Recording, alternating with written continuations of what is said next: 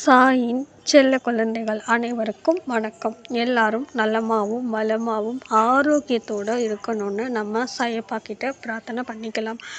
இன்றைக்கி விரதம் இருந்தால் தான் நம்ம கடவுள் எல்லாருமே பிரார்த்தனை நிறைவேற்றுவாங்களா? நம்ம சாயப்பா முதற்கொண்டு விரதம் இருந்து வந்தால் தான் நான் பிரார்த்தனை நிறைவேற்றுவேன் அப்படின்னு சொல்லியிருக்காங்களாம். அது உண்மையா நடக்குமா அப்படின்னு பார்த்தா அதுதான் சொல்கிறேன். ஒரு பக்தர் கடுமையான முருகர் பக்தர். அவர் என்ன பண்ணாருன்னா, முருகருக்கு விரதம் இருக்கிறேன்னு சொல்லி வேண்டிக்கிட்டு மாலை போட்டு விரதம் இருக்கிறது வேறு. நாம் பாத யாத்திரை போவோம். அந்த மாதிரி விரதம் இருக்கும்போது நம்ம கால் தரையில் படும்போது அந்த காலில் இருக்கிற அதாவது வெளியில் இருக்கிற சூரியனோட வெப்பம், பனிகளோட வெப்பம், கல் முள் எல்லாம் கடந்து நம்ம பாதத்துக்கும் காலுக்கும் நல்லது நடக்கும். நம்ம மாலை போட்டிருந்தா மனசு அமைதியாகும். பேசுகிற வார்த்தைகளும் பார்த்து கவனமாக பேசுவோம். 2வது உடம்புல எனர்ஜி பரவும். காலையில் எழுந்திரிச்சு நம்ம பண்ணுற மூச்சு முதற்கொண்டு அமைதியான மனசோட தெய்வத்தை மட்டும் நினச்சி நாம் பண்ணுவோம். அப்படி பண்ணும்போது நமக்கும் பலன் இருக்கும், நம்ம உடம்புக்கும் பலன் சேர்ந்து கிடைக்கும். ஆனால் ஒவ்வொருத்தவங்க என்ன பண்ணுவாங்க, ஒவ்வொரு நாளும் ஒவ்வொரு விரதம் இருந்து காலையில் சாப்பிடாம மத்தியானம் மட்டும் சாப்பிட்டு ஒவ்வொரு நேரம் நைட்டு சாப்பிடாம இருந்து விரதம் இருப்பாங்க. இன்னும் ஜாஸ்தி போய் காலையிலேருந்து நைட்டு வரைக்கும் சாப்பிடாம இருந்து அடுத்த நாள் போய் சாப்பிட்றவங்களும் இருக்காங்க.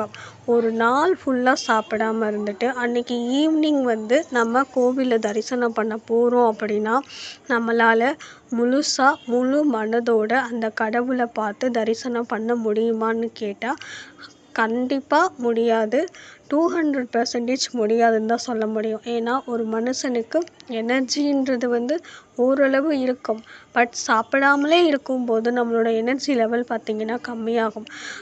எக்ஸ்ட்ரான்னு பார்த்தா நம்ம என்ன வேண்ட போகிறோம் அப்படின்றத நம்ம யோசிச்சுட்டு போவோம். ஆனால் நம்ம சாப்பிடாமல் இருந்து விரதமாக போகும்போது எப்போ இந்த விரதத்தை முடிப்போம், எப்போ நம்ம சாப்பிடுவோம் அப்படின்ற தாட்டு நம்மளுக்குள்ளே வர ஆரம்பிச்சிடும். கொஞ்ச நேரம் வேணும்னா நம்மளால் தாக்கு பிடிக்க முடியுமே தவிர ரொம்ப நேரம் நம்மளால் அதை ஃபாலோ பண்ண முடியாது. அதனால முடிஞ்ச வரைக்கும் விரதம் இல்லாமல் நாம் போகிறது ரொம்ப ரொம்ப நல்லது. 2வது விஷயம் என்னென்னா, எந்த கடவுளும் முருகராக இருக்கட்டும், நம்ம சாயப்பாவுக்கு விரதம் இருக்கிறது சுத்தமாக பிடிக்கவே செய்யாது. அது சச்சரிதமில் படிக்கிறவங்களுக்கு தெரியும். அதில் தெளிவாகவே போட்டிருப்பாங்க, விரதம் இருந்து வர்றது எனக்கு சுத்தமாக பிடிக்காது அப்படின்னு சொல்லிட்டு.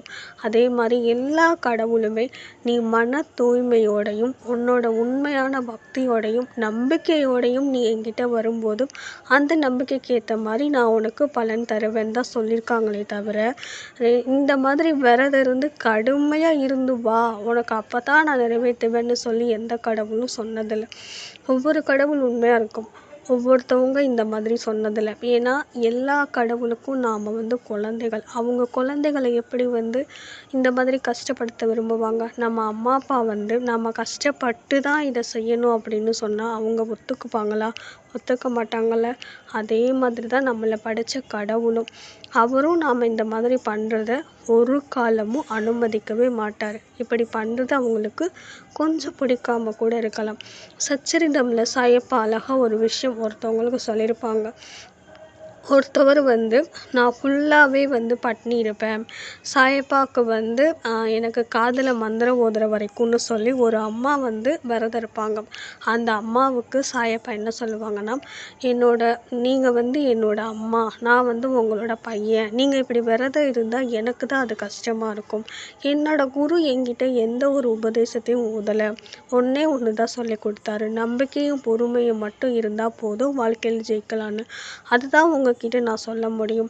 எந்த உபதேசமும் எந்த இதுவுமே என்கிட்ட சொல்லலை. அப்படி இருக்கும்போது நீங்கள் விரதம் இருந்து உங்கள் உடம்பை வருத்தணும்னு எந்த அவசியமும் இல்லை அப்படின்னு இருப்பாங்க.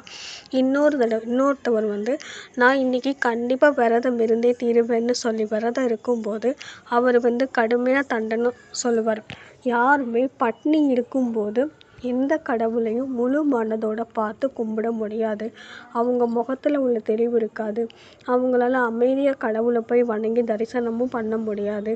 ஏன்னா வயிற்றுல பசி இருக்கும்போது யாராக இருந்தாலும் கடவுள்கிட்ட நின்று ஒரு 2 நிமிஷம் கூட பேச முடியாது.